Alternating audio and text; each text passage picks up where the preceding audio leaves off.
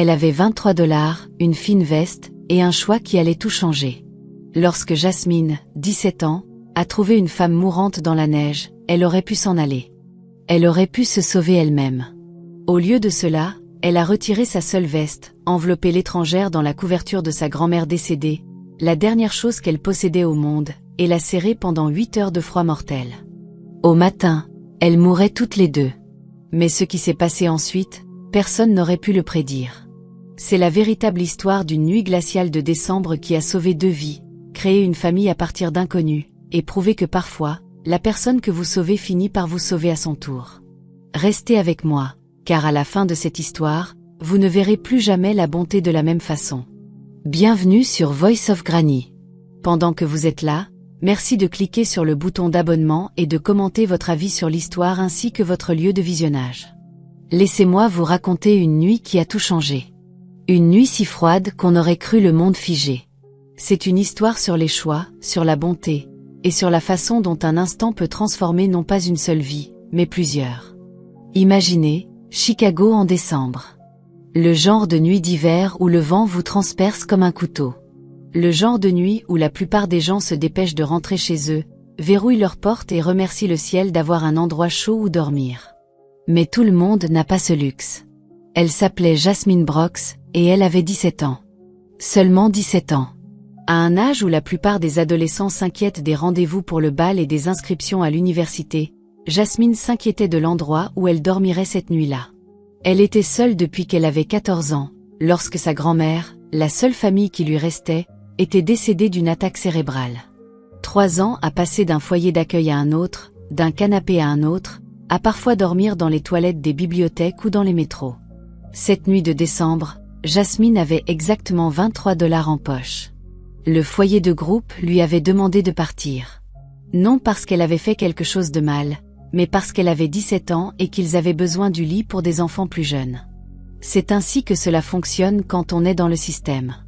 On devient trop vieux. On est seul. Bonne chance. Elle marchait dans les quartiers riches de Lincoln Park, essayant de rester au chaud, essayant de trouver une solution. Les maisons de maître se dressaient, grandes et fières, leurs fenêtres rayonnant d'une lumière chaude. À l'intérieur, des familles dînaient, regardaient la télévision, étaient ensemble. Dehors, Jasmine marchait seule, son manteau léger ne servant presque à rien contre le froid mordant. Elle n'était pas censée être dans ce quartier. Elle le savait, une jeune fille noire avec un sac à dos marchant lentement devant des maisons chères. C'est le genre de situation qui fait appeler la police. Mais Jasmine essayait juste de rester au chaud, de continuer à bouger parce que si elle s'arrêtait, le froid gagnerait. Et puis elle l'a entendu, une voix qui pleurait, confuse et effrayée. Chaque instinct disait à Jasmine de continuer à marcher, s'impliquer dans les problèmes des autres quand on a son apparence, quand on n'a pas d'adresse et personne pour vous garantir, c'était dangereux. C'était le genre de choses qui pouvait vous faire arrêter, ou pire. Mais les pleurs continuaient, et Jasmine s'est retrouvée à marcher vers eux. Dans l'ombre entre 2 immenses maisons, elle a trouvé une femme âgée.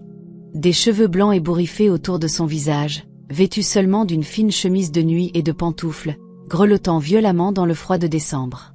Elle serrait quelque chose contre sa poitrine, une photographie encadrée. Le verre était fêlé. « Madame », appela doucement Jasmine. « Ça va ? Vous êtes perdue. » La femme se tourna vers elle, les yeux troubles et confus. « Je dois trouver ma fille », dit-elle d'une voix tremblante. « Catherine, elle m'attend. Je suis en retard. Je suis tellement en retard. » Le cœur de Jasmine se serra.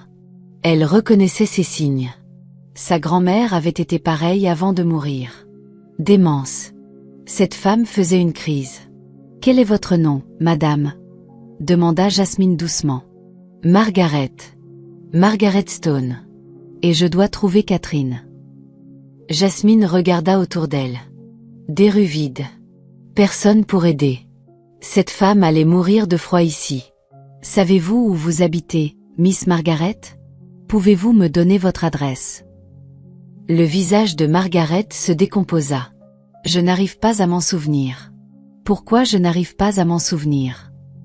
À cet instant, Jasmine avait un choix. Elle pouvait appeler le 911, la chose intelligente, la chose sûre. Mais Jasmine avait appris à ne pas faire confiance à la police. Elle avait appris que quand on est un adolescent noir sans abri, les rencontres avec les forces de l'ordre se passent rarement bien. Et s'il la trouvait ici avec une femme âgée blanche, confuse qui ne pouvait pas expliquer qui était Jasmine ou pourquoi elle l'aidait, Jasmine ne pouvait pas prendre ce risque. Mais elle ne pouvait pas non plus laisser cette femme mourir. D'accord, Miss Margaret, dit Jasmine, prenant sa décision. Trouvons une solution ensemble. Marchons un peu et voyons si quelque chose vous semble familier.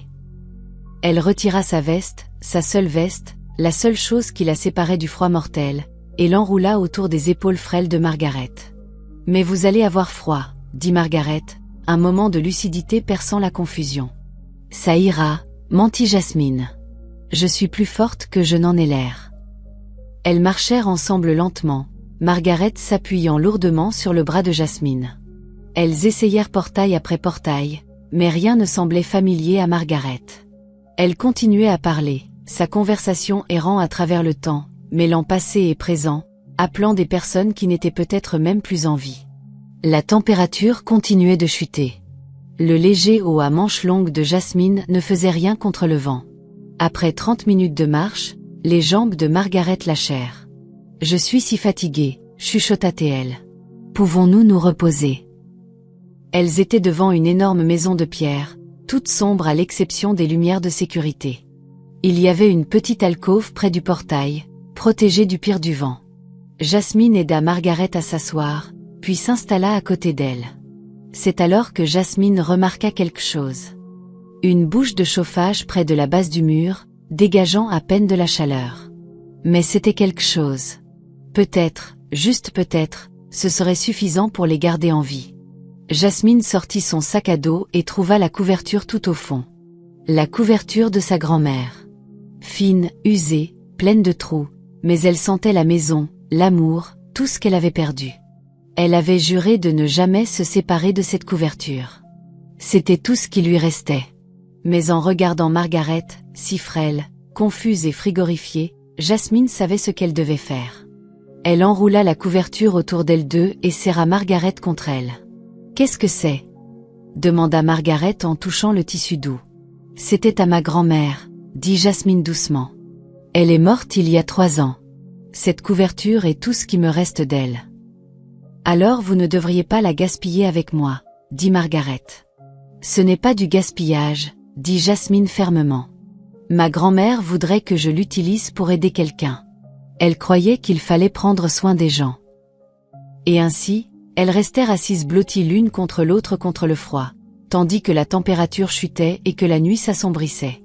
Le temps passe différemment quand on se bat pour survivre. Chaque minute semble une heure. Chaque heure semble une éternité. Jasmine vérifia son téléphone. 19h15. La batterie était à 15%. Elle l'éteignit pour économiser l'énergie, au cas où elles en auraient besoin pour une urgence. Bien qu'elle ne sache pas quelle urgence pourrait être pire que celle-ci. Le froid était différent de tout ce que Jasmine avait connu auparavant. Ce n'était pas juste inconfortable. C'était dangereux. Le genre de froid qui fait souffrir vos os, qui rend vos pensées confuses, qui vous donne envie de fermer les yeux et de dormir. Même si vous savez que dormir pourrait signifier ne jamais vous réveiller. « Parlez-moi de votre grand-mère », dit Margaret après un moment, d'une voix faible mais curieuse. Alors Jasmine parla. Elle raconta à Margaret Grand-Ma Rose, son rire qui pouvait remplir une pièce, comment elle chantait des hymnes en cuisinant même si elle était fausse, comment elle travaillait 2 emplois pour les nourrir et les loger, mais trouvait toujours le temps d'aider Jasmine pour ses devoirs, de s'enquérir de sa journée, de lui faire sentir qu'elle était aimée. « Elle a l'air merveilleuse, » dit Margaret. « Elle l'était, » dit Jasmine, la voix brisée. « Elle m'a appris qu'être pauvre ne signifie pas être sans bonté. Que l'on peut tout perdre matériellement et être encore riche si l'on a un bon cœur. » Elle avait raison, dit Margaret. Puis son regard se perdit, perdant son focus. « Catherine arrive-t-elle ? Elle est censée venir me chercher. »« Elle sera bientôt là, » dit Jasmine, même si elle commençait à suspecter que Catherine n'était peut-être plus là, tout comme Grand-Ma Rose n'était plus là. Les heures passaient lentement. 20h, 21h, 22h. Jasmine parlait continuellement, racontant des histoires à Margaret, lui posant des questions, tout pour la garder éveillée. Margaret oscillait entre lucidité et confusion, appelant parfois Jasmine Catherine, demandant parfois son mari, parfois claire et présente. Lors d'un moment de lucidité vers 23 heures, Margaret regarda Jasmine avec des yeux perçants et concentrés. « Vous êtes gelée, dit-elle, sa voix forte d'inquiétude. Vous allez mourir ici en essayant de me sauver. » « Non, je ne vais pas mourir, dit Jasmine, bien que son corps ait cessé de grelotter, ce qu'elle savait être un très mauvais signe. Nous allons passer cette nuit. Toutes les deux. Pourquoi faites-vous cela? Demanda Margaret. Vous ne me connaissez même pas. Vous pourriez partir. Vous pourriez vous sauver. Jasmine réfléchit à cela. Elle pensa aux paroles de Grand-mère Rose. Elle pensa à la promesse qu'elle avait faite au chevet de sa grand-mère à l'hôpital. Parce que quelqu'un avait besoin d'aide, dit Jasmine simplement. Et j'étais là. C'est une raison suffisante. Margaret tendit une main tremblante et toucha le visage de Jasmine. Votre grand-mère vous a bien élevé, chuchota-t-elle. Elle serait si fière de vous. Jasmine sentit des larmes geler sur ses joues. Vers minuit, Jasmine perdait son combat contre l'hypothermie. Ses pensées s'éparpillaient, sa vision se brouillait. Son corps était lourd et distant, comme s'il appartenait à quelqu'un d'autre. Mais elle gardait ses bras autour de Margaret, gardait la couverture enroulée autour d'elles deux, gardait son corps entre Margaret et le pire du froid. Jasmine. La voix de Margaret semblait venir de loin. Vous êtes toujours là. Toujours là, marmonna Jasmine, forçant les mots à travers ses lèvres engourdies. Je ne pars pas. Ne me laissez pas, dit Margaret, et elle semblait effrayée comme un enfant. S'il vous plaît, ne me laissez pas seule. Jamais, promit Jasmine. Je ne vous laisse pas. Vers 2 heures du matin, Jasmine cessa de sentir ses mains et ses pieds. Sa température interne avait chuté dangereusement bas. Elle savait, dans la partie de son cerveau qui pouvait encore penser clairement, qu'elle était en train de mourir. Mais Margaret était toujours en vie, respirait encore, était encore chaude contre son corps. C'était assez. Cela devait suffire. Jasmine pensa à sa grand-mère, à son sourire et à son rire, à la façon dont elle lui tressait les cheveux chaque dimanche matin. Elle pensa à ce que Grand-mère Rose avait dit sur le fait de rester gentille même quand le monde ne l'était pas en retour. J'ai tenu ma promesse, grand-ma, chuchota Jasmine dans l'obscurité. Je suis restée gentille jusqu'au bout. Margaret bougea contre elle. À qui parlez-vous? À ma grand-mère, dit Jasmine. Je lui dis que je l'aime. Dites à la mienne que je l'aime aussi, dit Margaret, la voix rêveuse. Et à ma Catherine. Dites-leur à toutes que je les aime. Je le ferai, promit Jasmine, même si elle était presque sûre qu'elles allaient toutes les deux mourir ici, gelées sur les marches de cette maison. 2 âmes perdues qui s'étaient trouvées à la fin. La neige commença à tomber vers 3 heures du matin. De gros flocons lourds qui s'accumulaient rapidement, les recouvrant de blanc comme un linceul glacé. La conscience de Jasmine s'estompait par intermittence. Un moment, elle était consciente du froid et du poids de Margaret contre elle. Le moment suivant, elle était dans un endroit chaud, un endroit sûr. Et Grand-mère Rose était là, lui souriant, lui disant que tout irait bien. Juste un peu plus longtemps, se dit Jasmine quand elle revint à elle. Tiens bon, juste un peu plus longtemps. Mais elle ne savait pas si quelqu'un allait venir. Ne savait pas si quelqu'un les trouverait. Ne savait pas si elle se réveillerait à nouveau ou si la prochaine fois qu'elle fermerait les yeux serait la dernière. Tout ce qu'elle savait, c'est qu'elle ne lâcherait pas. Qu'elle ne laisserait pas Margaret seule.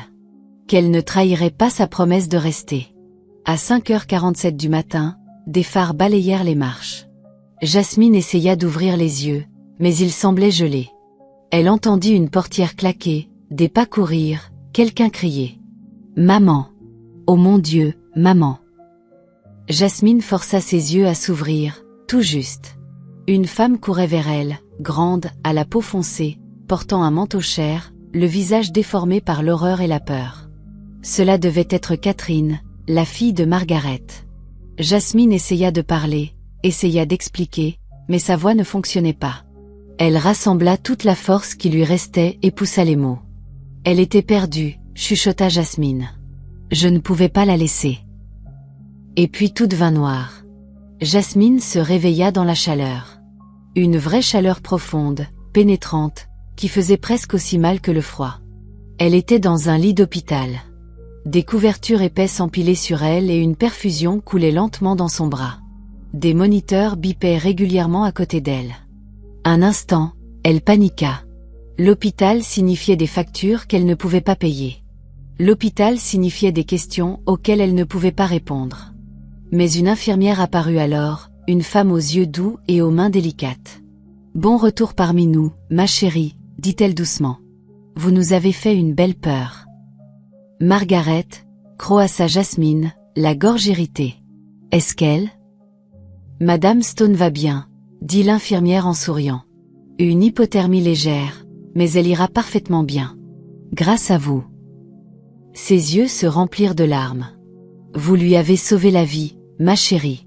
Vous avez failli mourir en le faisant, mais vous lui avez sauvé la vie. » Jasmine sentit quelque chose se relâcher dans sa poitrine. Margaret était en vie. C'était tout ce qui comptait. La porte s'ouvrit et une femme entra. La même femme que sur les marches, la fille de Margaret. De près, elle semblait avoir la quarantaine passée, avec des cheveux naturels tirés en un chignon soigné et des yeux rougis par les larmes. Derrière elle se tenaient 2 policiers. L'estomac de Jasmine se serra. Ça y était, les questions, la suspicion, la supposition qu'elle avait dû faire quelque chose de mal. Mais l'officière s'avança avec une expression étonnamment bienveillante. « Je suis l'inspectrice Lisa Washington, » dit-elle. « Voici l'agent James Torres. Nous avons juste besoin de comprendre ce qui s'est passé. Vous n'êtes pas en difficulté, ma chérie. » Alors Jasmine leur dit tout. Trouver Margaret dans la ruelle, essayer de l'aider à retrouver sa maison, lui donner sa veste et la couverture, rester assise avec elle toute la nuit. « Vous lui avez donné votre seule veste ?» demanda la fille de Margaret, Catherine Stone, doucement, la voix tremblante. « Par -15 degrés. »« Oui, madame, » dit Jasmine. « Elle en avait plus besoin que moi. »« Et cette couverture ?»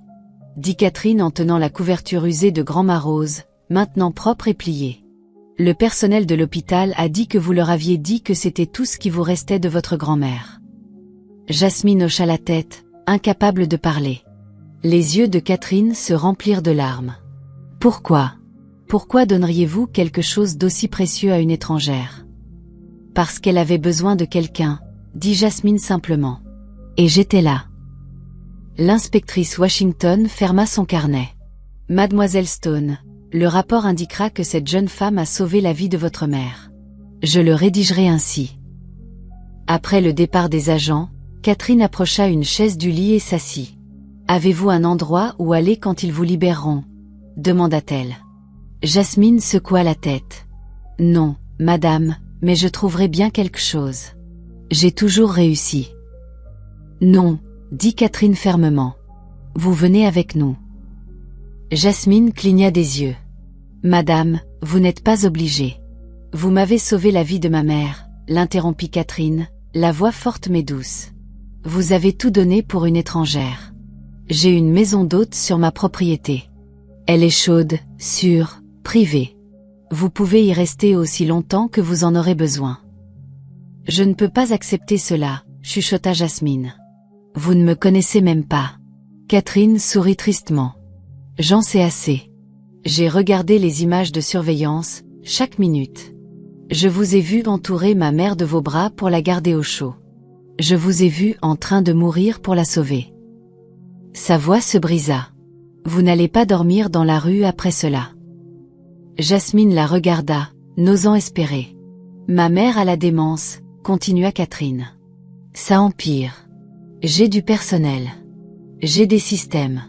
Mais cette nuit-là, l'alarme de la porte a dysfonctionné. Maman est sortie. J'étais à une conférence professionnelle à New York. Si vous ne l'aviez pas trouvée, elle ne put terminer. Mais je l'ai trouvée, » dit Jasmine doucement. « Oui, » dit Catherine. « Vous l'avez fait. Et maintenant, je vais vous aider comme vous l'avez aidé. » 3 jours plus tard, Jasmine sortit de l'hôpital. Catherine vint la chercher dans une voiture noire élégante, et elles roulèrent vers une partie de Chicago que Jasmine n'avait vue que depuis les fenêtres des bus. La maison de pierre était massive, en briques et pierre, avec de hautes fenêtres qui scintillaient au soleil d'hiver. Alors qu'elle passait les grilles, Jasmine vit l'endroit où elle avait passé cette terrible nuit. L'alcôve où elle avait enroulé son corps autour de Margaret, les marches où elle avait failli mourir. Nous y installons un mémorial, dit Catherine, remarquant son regard. Un rappel de ce qui compte vraiment. La porte d'entrée s'ouvrit et un adolescent en sortit en courant, peut-être 15 ans, avec le sourire de Catherine et des yeux marrons chaleureux. « C'est elle ?» demanda-t-il avec enthousiasme. « C'est Jasmine. »« David, » dit Catherine, la voix chaleureuse. « Laisse-la sortir de la voiture d'abord. » Jasmine descendit, se sentant mal à l'aise dans ses vêtements d'hôpital empruntés. « Vous avez sauvé grand-mère Margaret, » dit David, la regardant avec une admiration évidente. « Vous êtes une héroïne. »« Je ne suis pas une héroïne, » dit Jasmine, mal à l'aise. « J'ai juste fait ce que n'importe qui aurait fait. »« Non, » dit une voix depuis l'embrasure de la porte. Margaret se tenait là, s'appuyant sur un déambulateur, les yeux plus clairs qu'ils ne l'avaient été cette terrible nuit. « Vous avez fait ce que la plupart des gens n'auraient pas fait. C'est exactement ce qui fait de vous une héroïne. » Elle avança lentement en traînant les pieds, et Jasmine alla à sa rencontre à mi-chemin, prenant sa main frêle. « Merci, » dit Margaret, les larmes coulant sur son visage. « Merci d'être resté avec moi, de ne pas m'avoir laissé seule. »« Je ne pouvais pas vous laisser, » dit Jasmine simplement. « Vous aviez besoin d'aide. » Margaret tapota la joue de Jasmine de sa main libre. « Vous êtes une bonne fille. Votre grand-mère vous a bien élevée. » À l'intérieur, la maison était impressionnante. Des sols en marbre, des lustres en cristal, des œuvres d'art au mur qui coûtaient probablement plus cher que tout ce que Jasmine avait jamais possédé. « Je sais que c'est beaucoup, » dit Catherine, remarquant son expression. « Mais c'est votre maison maintenant, aussi longtemps que vous le voudrez. » Une femme apparut depuis l'une des pièces latérales. Patricia, la gouvernante, aux yeux doux et au sourire chaleureux. « Laissez-moi vous montrer votre chambre, » dit Patricia. Jasmine la suivit dans un grand escalier, David suivant derrière, parlant avec enthousiasme de l'école, de son équipe de basket et de son chat nommé professeur. Patricia ouvrit une porte et Jasmine entra et s'arrêta. La pièce était immense. Un vrai lit avec un édredon épais, un bureau près de la fenêtre, une étagère, une commode, une porte menant à une salle de bain privée. « C'est trop, » chuchota Jasmine. « C'est à vous, » dit Patricia fermement. « Tout est à vous. » Après le départ de tous, Jasmine s'assit au bord du lit et sortit soigneusement ses quelques possessions. La photo de Grand-mère Rose, le journal dans lequel elle écrivait depuis qu'elle avait 14 ans, un livre de poésie. Elle plaça la photo sur la table de chevet, et pour la première fois depuis 3 ans, elle pleura. Vraiment pleurer. Non de tristesse, mais de soulagement, de gratitude, du sentiment écrasant d'être enfin en sécurité. Les premières semaines furent les plus dures. Jasmine attendait sans cesse que cela se termine, que Catherine réalise que c'était une erreur. Que quelqu'un lui dise qu'elle n'avait pas sa place ici. Elle touchait à peine quoi que ce soit dans sa chambre. Elle faisait son lit chaque matin avec une précision militaire. Elle mangeait avec parcimonie au repas. Elle se déplaçait dans la maison comme un fantôme, essayant de ne laisser aucune trace. Le 6e jour, Catherine la trouva dans la bibliothèque, regardant les livres, mais trop effrayée pour en prendre un. « Jasmine, » dit Catherine en s'asseyant en face d'elle. « Nous devons parler. » Le cœur de Jasmine se serra. Ça y était. « Ça ne marche pas, » continua Catherine. Jasmine hocha la tête, essayant de ne pas pleurer. « Je comprends. Je peux faire mes valises. »« Non, » l'interrompit Catherine. « Ce n'est pas ce que je veux dire. Je veux dire que le fait que vous ayez peur de vivre ici ne marche pas. Vous marchez sur la pointe des pieds comme si vous alliez être mise à la porte d'un moment à l'autre. » Elle se leva et prit des livres de l'étagère, les empilant sur la table. « Prenez ceux-ci dans votre chambre. Lisez-les. Corgnez les pages si vous voulez. Ce ne sont que des livres. Ils sont faits pour être utilisés. » Catherine se rassit, l'expression plus douce. « Je veux que vous compreniez quelque chose. Je ne fais pas cela par pitié ou par obligation. Je le fais parce que vous faites partie de la famille maintenant et que ceci est votre maison. » Comment suis-je sûre que vous ne changerez pas d'avis? Demanda Jasmine, exprimant sa plus grande peur. Parce que demain nous rencontrons un avocat pour entamer les démarches de tutelle, dit Catherine. Parce que je vous inscris à l'école. Parce que je fais de vous légalement, officiellement, et définitivement une partie de cette famille. Elle se pencha en avant. Jasmine, je ne suis pas une famille d'accueil qui vous a prise temporairement. Je suis quelqu'un qui vous veut ici, qui a besoin de vous ici. Vous m'avez rappelé ce qui compte. Vous avez montré à David à quoi ressemble le vrai courage. La voix de Catherine se brisa. Laissez-moi vous donner ce que vous avez donné à ma mère. Une chance. Une vraie chance dans la vie. Après cette conversation, les choses changèrent. Jasmine commença à prendre des livres dans sa chambre. Elle commença à manger des portions normales. Elle rit aux blagues de David. Elle s'assit avec Margaret les mauvais jours, lui faisant la lecture, lui tenant compagnie. Et lentement, la maison commença à sembler moins un musée et plus un foyer. 2 semaines après son emménagement, Catherine s'assit avec Jasmine et une pile de papier. « Vous avez 17 ans, mais vous avez quitté l'école à 14 ans, dit Catherine. Je veux vous trouver un tuteur pour que vous rattrapiez votre retard et puissiez passer votre diplôme d'équivalence. Une fois que vous l'aurez, nous pourrons parler d'université. Peut-être une école d'esthétique si cela vous intéresse, ou d'art culinaire, ou d'infirmière, ce que vous voudrez. » Jasmine regarda les guides d'études et les brochures universitaires. « Je ne sais pas si je suis encore assez intelligente. Cela fait 3 ans. » « Alors vous réapprendrez, dit Catherine simplement. Vous avez survécu 3 ans dans la rue. Si vous pouvez faire cela, vous pouvez passer un examen. » Le tuteur arriva la semaine suivante. Madame Rodriguez était une enseignante à la retraite d'une patience infinie et aux yeux doux.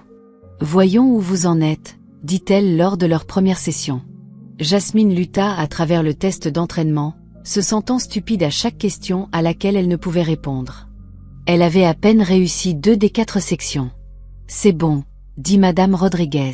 « Ce n'est que le point de départ. » Alors, elles travaillèrent.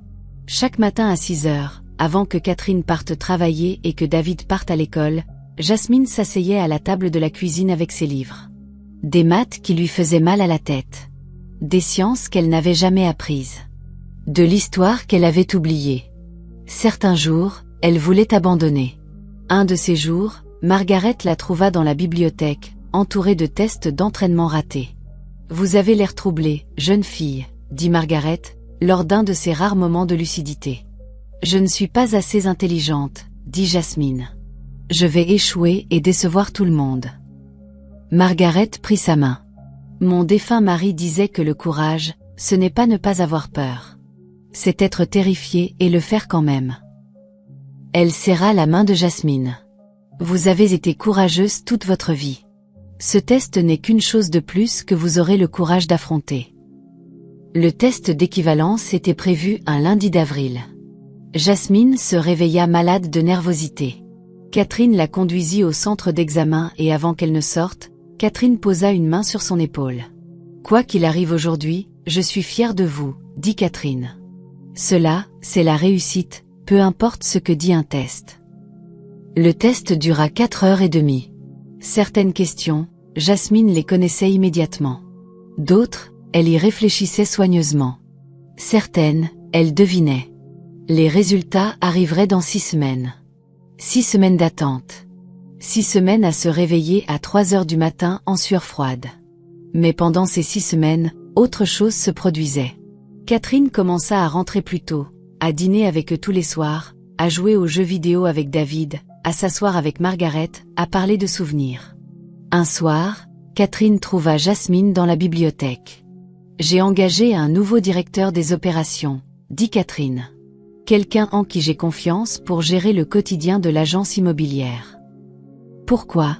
demanda Jasmine, surprise. « Parce que cette nuit où vous avez tout donné pour sauver ma mère, vous m'avez montré ce que j'avais perdu, » dit Catherine. « J'avais été si occupée à construire une réussite que j'avais oublié de construire une vie. Vous m'avez rappelé ce qui compte. » Un jeudi de mai, l'enveloppe arriva.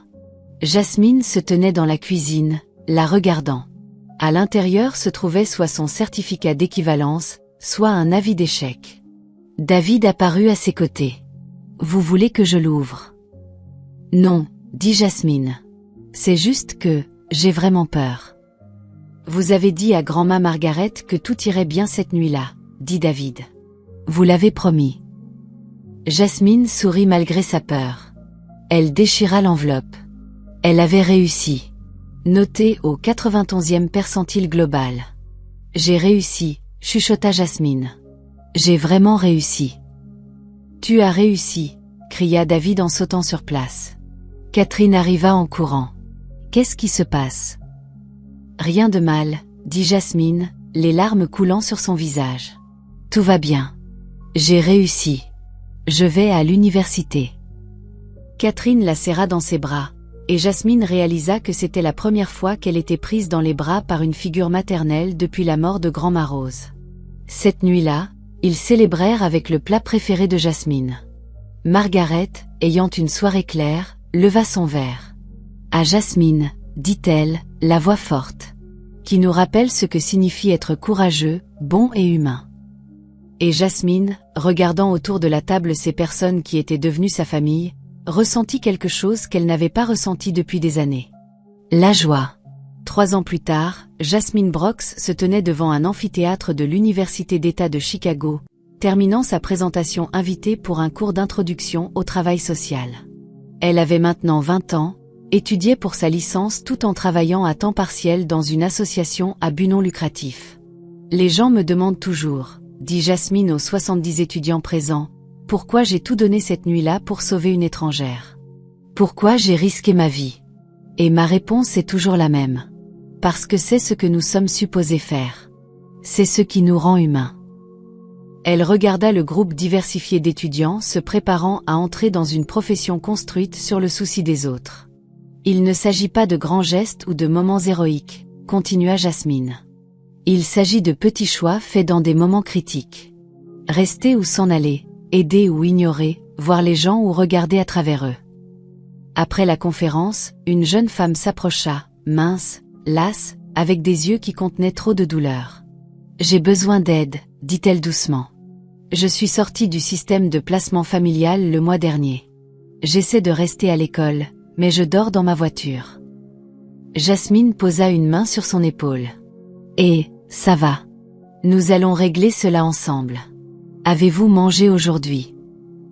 L'étudiante secoua la tête, les larmes aux yeux. Venez, dit Jasmine. Allons vous chercher à manger et ensuite nous parlerons de logement et de ressources. D'accord. Alors qu'elles traversaient le campus ensemble, Jasmine pensa à cette froide nuit de décembre 3 ans plus tôt, à Margaret, Catherine et David, à la famille qu'elle avait trouvée et à la vie qu'elle avait construite. « Pourquoi m'aidez-vous » demanda l'étudiante. « Vous ne me connaissez même pas. » Jasmine sourit, se souvenant avoir posé la même question à Catherine. « Parce que ma grand-mère m'a dit un jour que l'on n'est jamais pauvre si l'on a encore de la bonté, » dit Jasmine. « Et parce que personne ne devrait se sentir invisible. » Je me suis sentie invisible si longtemps, chuchota l'étudiante. « Je sais, » dit Jasmine. « Mais plus maintenant. On s'occupe de vous. » Après avoir aidé l'étudiante à obtenir une aide immédiate, Jasmine rentra chez elle à la maison Stone, sa maison maintenant. Vraiment. David était là, rentré de son premier semestre à Northwestern. Margaret était assise dans son fauteuil préféré près de la fenêtre, ayant un de ses jours clairs de plus en plus rares. Catherine était dans la cuisine en train de préparer le dîner, quelque chose qu'elle avait appris à aimer faire pour sa famille. « Comment s'est passée la présentation ?» demanda Catherine. « Bien, » dit Jasmine. « J'ai aidé une étudiante après. Elle me rappelle moi. »« Elle te rappelle tout toi, » dit David avec un sourire. « C'est pour ça que tu es si doué pour ça. » Après le dîner, Jasmine sortit sur les marches d'entrée, à l'endroit où tout s'était passé. Une petite plaque commémorative y avait été installée, comme Catherine l'avait promis. En souvenir de la nuit qui nous a tous sauvés. Le foyer est l'endroit où quelqu'un vous attend. La famille, ce sont ceux qui restent. Jasmine toucha la plaque comme elle le faisait toujours quand elle avait besoin de se souvenir. « Tu leur parles encore » dit la voix de David derrière elle. Jasmine se retourna et sourit. « Toujours. » David vint se tenir à côté d'elle. Tu sais ce que j'ai réalisé? Cette nuit-là nous a tous sauvés.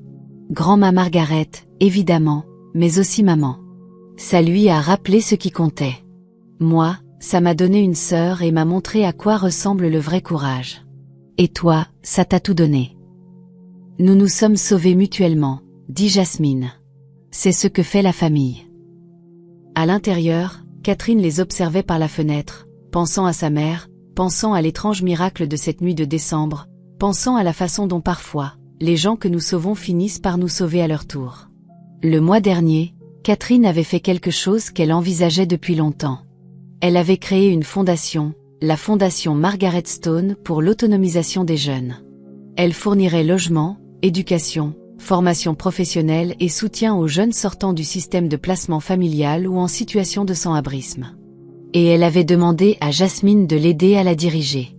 Votre perspective, votre expérience vécue. C'est inestimable, avait dit Catherine. Ces jeunes ont besoin de quelqu'un qui comprenne, qui ait été là. Alors maintenant, Jasmine passait ses journées à étudier le travail social et ses soirées à faire du bénévolat dans le premier refuge de la fondation. Elle travaillait avec des adolescents oubliés par le système, des jeunes qui avaient appris à être invisibles, des personnes qui avaient juste besoin que quelqu'un les voie. Et avec chacun, Jasmine apportait sa propre expérience, sa propre compréhension, son propre refus de s'en aller. Un soir, une fille de 17 ans entra dans le refuge. Une fille nommée Alia, effrayée et seule, et essayant si fort d'être courageuse. « Première fois ici ?» demanda Jasmine doucement. Alia hocha la tête. « Je suis Jasmine. Vous voulez à manger? Nous avons des spaghettis ce soir. De la vraie nourriture. La bonne. » Alors qu'Alia mangeait, Jasmine s'assit en face d'elle et dit les mots qui lui avaient un jour été dits. « J'ai été sans abri, moi aussi. Je sais à quel point c'est dur. Mais vous n'avez plus à affronter cela seule. » Alia leva les yeux, scrutant le visage de Jasmine, n'y trouvant que de la compréhension. « Que vous est-il arrivé ?» demanda-t-elle. « Comment vous en êtes-vous sorti ?» Alors Jasmine lui raconta. Pas la version aseptisée qui apparaissait dans les articles de presse, mais la vraie version. La peur, le froid, le choix d'aider quelqu'un même quand cela coûtait tout. Parfois, dit Jasmine, tout ce qu'il faut, c'est être là, être disposé, être bon même quand c'est difficile. « Je peux rester ici ce soir ?» demanda Alia. « Absolument, dit Jasmine. Et demain nous parlerons des prochaines étapes. Vous n'avez plus à être seule. » Cette nuit-là, alors que Jasmine rentrait chez elle à travers les rues de Chicago, elle pensa à toutes les vies qui avaient changé à cause d'une nuit impossible. Margaret, qui avait vécu ces dernières années entourée d'amour. Catherine, qui avait appris à privilégier la famille par rapport au travail. David, qui avait gagné une sœur. Alia et des dizaines d'autres jeunes qui trouvaient de l'espoir. Et elle-même, Jasmine Brox, qui était passée d'invisible à essentielle, de sans-abri à chez elle. La neige se mit à tomber, douce cette fois, belle, pas dangereuse. Jasmine arriva devant la maison, le foyer où quelqu'un l'attendait toujours, où la famille signifiait les gens qui choisissaient de rester. Elle toucha la plaque commémorative une dernière fois avant d'entrer. « Merci, grand-ma Rose, chuchota-t-elle, de m'avoir appris que la bonté change tout. » À l'intérieur, les lumières étaient chaleureuses. David mettait la table. Margaret fredonnait doucement dans son fauteuil. Catherine sortait une tarte du four. « Te voilà, » dit Catherine en souriant. « Nous t'attendions. Le dîner est prêt. » Et Jasmine entra dans la chaleur, dans la lumière, dans la vie qu'elle avait construite à partir d'un choix impossible lors d'une nuit impossible. Le choix de rester. Avant que vous ne partiez, je veux que vous pensiez à quelque chose. Chaque jour, vous avez un choix. Quand vous voyez quelqu'un en difficulté, quelqu'un qui souffre, quelqu'un qu'on a rendu invisible, vous pouvez vous en aller ou vous pouvez rester. Vous pouvez vous protéger ou vous pouvez tendre la main. Jasmine n'avait que 17 ans et ne possédait rien, mais elle a choisi la bonté. Elle a choisi de rester et ce seul choix a tout changé. Quel choix ferez-vous? Si cette histoire vous a touché le cœur, appuyez sur ce bouton « J'aime » et abonnez-vous pour plus d'histoires inspirantes. Partagez-la avec quelqu'un qui a besoin de l'entendre. Et rappelez-vous, vous n'êtes jamais pauvre si vous avez encore de la bonté. Merci de votre écoute.